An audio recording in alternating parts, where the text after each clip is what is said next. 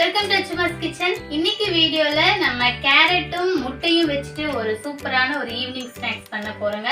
ரொம்ப வித்தியாசமா இருக்கும். நம்ம எப்பவுமே பண்ற ஸ்நாக்ஸ், ஆனா அதுல கொஞ்சம் வித்தியாசமா நம்ம இன்னைக்கு ட்ரை பண்ண போறோம். இப்போ வாங்க வீடியோக்குள்ள போலாம்.